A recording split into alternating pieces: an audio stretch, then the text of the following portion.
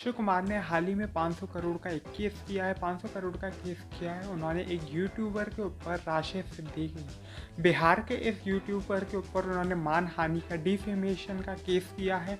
अब वो क्यों किया है इसके लिए हमें पहले जाना पड़ेगा कई महीनों पहले। सुशांत सिंह राजपूत केस का एग्जैक्ट जो रियलिटी है वो तो ये थी कि सब लोगों ने अपने फ़ायदे के लिए सुशांत सिंह राजपूत का नाम यूज़ किया। सुशांत सिंह राजपूत का नाम इलेक्शन में भी यूज़ हुआ। सुशांत सिंह राजपूत का नाम एक चैनल ने डंके की चोट पे किया कि हम इंसाफ दिलाएंगे, और ये सब करते करते वो चैनल नंबर 1 भी बन गया। बाद में तो खैर ये पता चला कि वो खुद घोटाला कर रहा था टीआरपी का।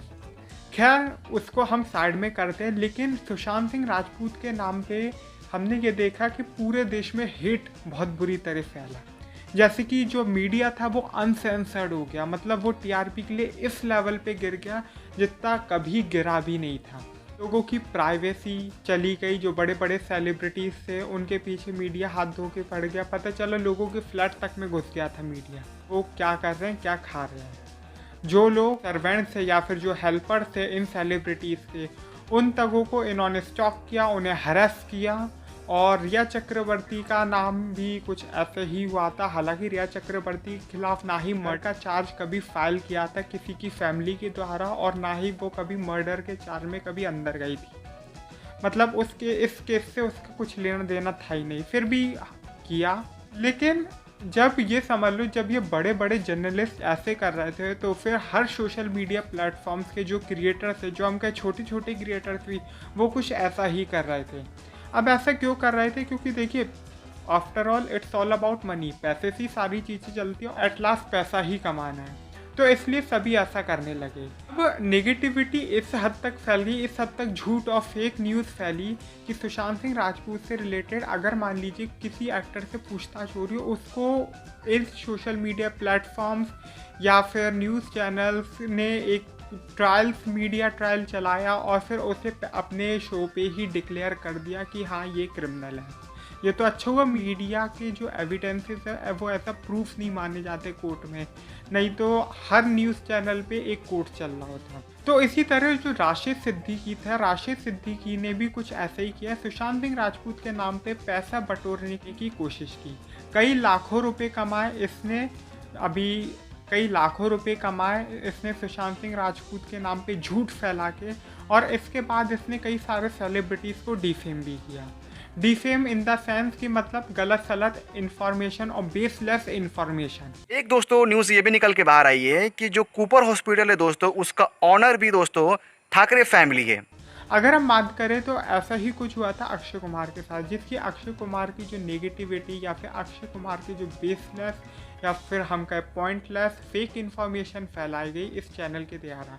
राशिद सिद्दीकी एक बिहार का यूट्यूबर है जिसका चैनल का नाम है SF न्यूज़। उस पर ये सारी चीज़ें की गई, लेकिन अब इन लोगों के ऊपर कोई रेस्ट्रिक्शन तो था नहीं।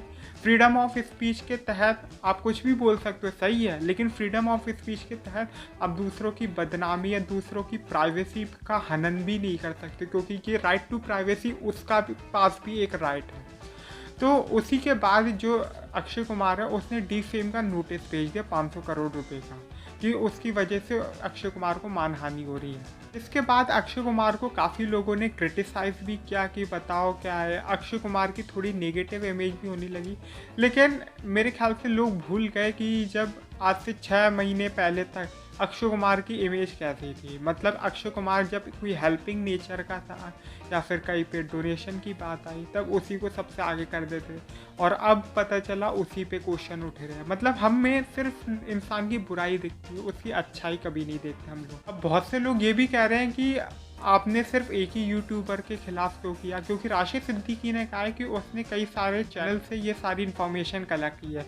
तो फिर मैं बस इतना ही बताऊँगा कि कई सारे यूट्यूबर्स और कई सारे चैनल्स के खिलाफ भी हुआ। अब जैसे कि रिपब्लिक और टाइम्स नाउ दोनों के खिलाफ एक केस चल रहा है। आप लोग, अगर मैं अपनी ओपिनियन दूँ तो देखो, आप किसी टॉपिक पे बात करना चाहते हो बात करो, लेकिन ये नहीं है कि आप अपने मन से कोई भी कहानी बना बना के लोगों को सुनाओ और जिसकी वजह से दूसरों की लाइफ पे इम्पैक्ट पड़ता है। अब जैसे कि मान लीजिए कोई गलत इन्फॉर्मेशन है या किसी ने गलत काम किया, तो फिर अगर हमारे पास एक जेन्युइन सोर्स है तो हम दिखा सकते हैं कि हाँ भाई इसने ऐसा किया था, लेकिन उसकी वजह से हम ये नहीं कि हम उस बंदे को गाली देनी स्टार्ट कर दें। तो ये सारी चीज़ें मेरे हिसाब से गलत है, और इतना हेट और फेक न्यूज़ फैलानी नहीं चाहिए, क्योंकि अक्सर हम देखते हैं क्योंकि सोशल मीडिया पे कुछ ऐसा है नहीं गाइडलाइन जैसी न्यूज़पेपर्स वालों को होती है कि तो वो अपने मन से जो भी उनके मन में आता जाता है वो सब फैलाते जाते फेक न्यूज़। अब आगे क्या होगा इस केस में, हालांकि राशिद सिद्दीकी ने पैसे देने से मना कर दिया और उसने कहा है कि या तो केस वापस लो नहीं तो मैं लीगल एक्शन लूँगा। खैर आप तो जानती हो अक्षय कुमार एक सेलिब्रिटी है और वो भी एक मेगा सेलिब्रिटी, और दूसरी तरफ एक वो यूट्यूबर, और यूट्यूबर कोई ज़्यादा बड़े भी नहीं होते कि बताऊँ। जो बड़े बड़े यूट्यूबर हैं आशीष चंचलानी और भुवन भाम जैसे, इनके लिए भी अगर आप इन लोगों से 1 करोड़ रुपए भी मानोगे तो इनके लिए 1 करोड़ की भी बहुत वैल्यू होती है। तो अब आप सोच लो यूट्यूबर्स की वैल्यू होती क्या है। एक्चुअली में हमारी कोई वैल्यू नहीं होती है, लेकिन जो सेलिब्रिटीज़ होते हैं उनका ये समझ लो ये लोग 10-100 करोड़ से तो शुरुआत करते हैं, जो मेगा स्टार्स वाले होते हैं। तो आगे इस कंट्रोवर्सी में क्या होगा वो देखने लायक होगा।